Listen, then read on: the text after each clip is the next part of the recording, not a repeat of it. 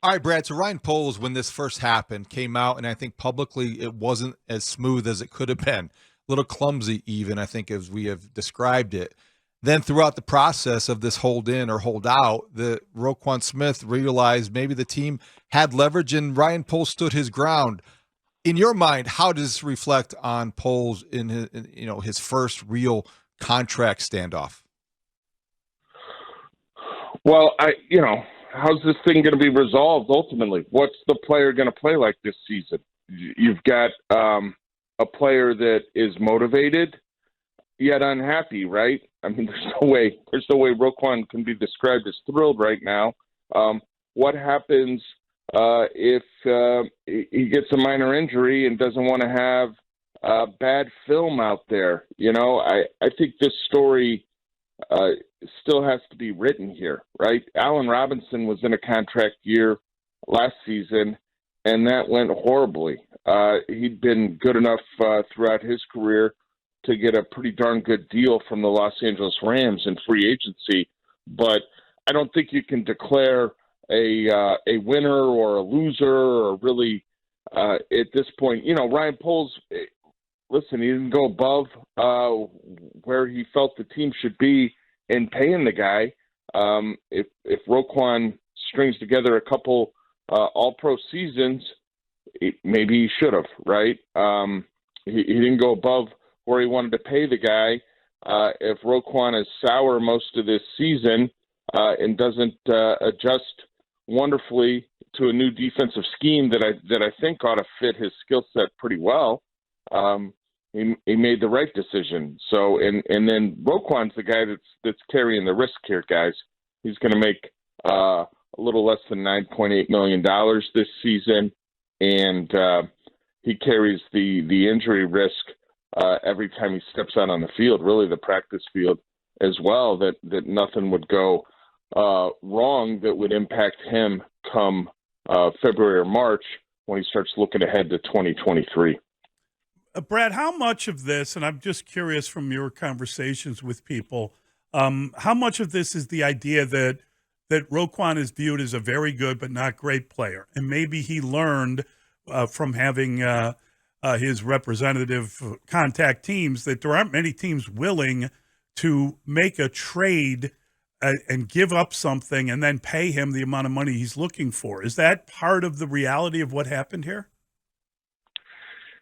Certainly, I think that's part of it, that when a team has to give up draft capital and then pay a guy a huge amount of money, that usually happens at the premier positions, right? That happens at your wide receiver, at your pass rusher. He's an off-the-ball linebacker, and so that's what we talked about previously a little bit, guys. I think is the positional value, and he is a very accomplished player. And again, I think he can be outstanding in this defense with his skill set, but he's still an off-the-ball linebacker. And I think some people have got caught up in the idea that this position is so important to this Tampa 2 scheme. It is very important. You know what's more important? A 3 technique, an edge rusher, a shutdown corner. I mean, those are things that are basically true about any scheme, but that's the case here as well. So hopefully for the Bears, he goes out and plays like a man completely motivated to get the money he believes that he deserves, and then maybe there's a path for that to happen in the off season, but that's going to be an entirely different story and based largely on what happens for him on the field this season. Yeah, that's impossible to predict the context of the postseason conversation, but Brad, you can project how good this defense might be with Roquan Smith next to Nicholas Morrow, having two rookies. If Jaquan Brisker, he has a broken thumb, but if he's ready for week 1, how does this defense look in terms of their ceiling? Is this a top half of the league good? Is this a team that's always going to struggle because their inability to stop the run? What is the What is the potential for this defense as far as you have seen so far? Well, I think, the ceiling here for this group is probably somewhere around middle of the pack. I think is probably maybe a little bit better than that. Like if Robert Quinn can repeat what he did last season or come close to it, that would be huge if they don't wind up trading him down the road. But take a look at Robert Quinn's past. He hasn't strung together big time back-to-back seasons since like 2013, 2014. So thinking that he's going to go out there and throw up, 12, 13 sacks, it would be difficult to predict him to have another 18 and a half, right? But he hasn't had those big-time seasons in consecutive years in quite some time in his career. And I think based on this scheme, based on who they've got on the defensive line, I think there probably will be some concerns about stopping the run. But you talk to people around the league, you talk about defensive philosophy nowadays. And guys, we grew up and we started covering the league, and everyone talked about the first thing you have to do is stop the run. You have to stop the run. That number one thing for every defensive coach out there.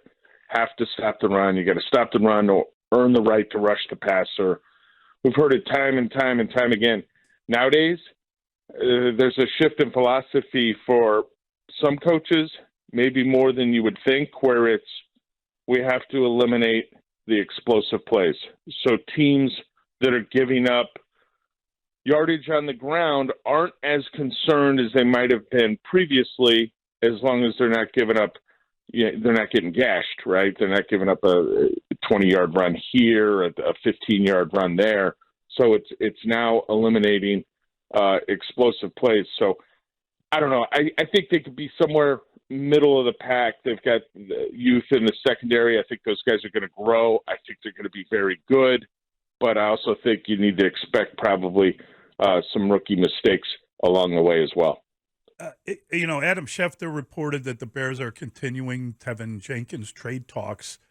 That's weird, isn't it? I mean, I thought, Tom Thayer told us he thought that he could be their starting right guard and that he showed promise in that position. Are they really still looking to trade him? And what would you get for a guy like that? Well, you get pennies on the dollar or I should say pennies on the dollars that Ryan Pace spent, right? You're not going to get anything close to a two-back. I don't know that you'd really get a lot in return because the guy was hurt so much last year. The guy missed the beginning of camp here, and he's been out there and he's looked okay. What you're betting on there is the upside that with more time at right guard, he can kind of figure things out and get a little bit better. Well, if that's the case, then obviously they just want him out of the building, but I don't know that to be true. Talking to Chris Morgan, the offensive line coach, last week, he likes working with the guy. I'm not going to say that report is inaccurate because that guy has nailed more reports than most people combined out there, right? But let's just see what happens. Really, over the course of the next 8 days, they've got to cut from by tomorrow afternoon, they've got to cut from 85 to 80. And then on Tuesday, August 30th, they have to reduce to a 53-man roster. Brett, I just kind of glossed over it, and I don't want to do that. Jaquan Brisker has a broken thumb and underwent surgery, I think, according to reports. We say kind of loosely week one is a possibility. This is a physical player. We have already seen his ability to make tackles, which will be compromised if you have a broken thumb. What's the level of concern by the Bears in Brisker's injury status? Well, you glad the injury happened in mid-August and not mid-September, which would force him to miss a little bit more time. But with him being a safety, I would think they can get some kind of protection on that, and hopefully wouldn't miss too much time. You don't want to see a rookie miss a big chunk of his first season. The guy they've got out there that's really, I think, going to be a Swiss Army knife for him is DeAndre Houston Carson, who they've worked at safety. We've seen him play nickel for previous coaching staffs here and different coordinators. We've seen him play dime, and he's probably their best special teams player. If this coaching staff goes with captains by positions, right, not weekly captains, it would be an upset if DHC wasn't the special teams captain as well. So they've got a veteran that they can plug in there that's going to be where he's supposed to be when he's supposed to be there, and then you hope that Brisker's back soon. But I wouldn't worry too much about it right now, at least until they give us a little bit more information.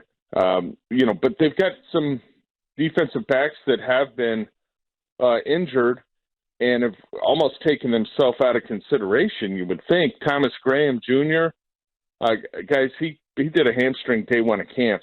He hasn't been out there yet. And then Eberflus has talked about, when guys are day-to-day, he's not going to share any injury information. When it's longer than that, he'll share some information. Well, I haven't seen Tavon Young since week one of camp, and it might have been like day 3 or day 4. So no explanation for where Tavon Young is, other than that's a guy when he was in Baltimore, he played some pretty good football, but missed a ton of time with durability issues. And both those guys were players you thought might factor into the nickel position.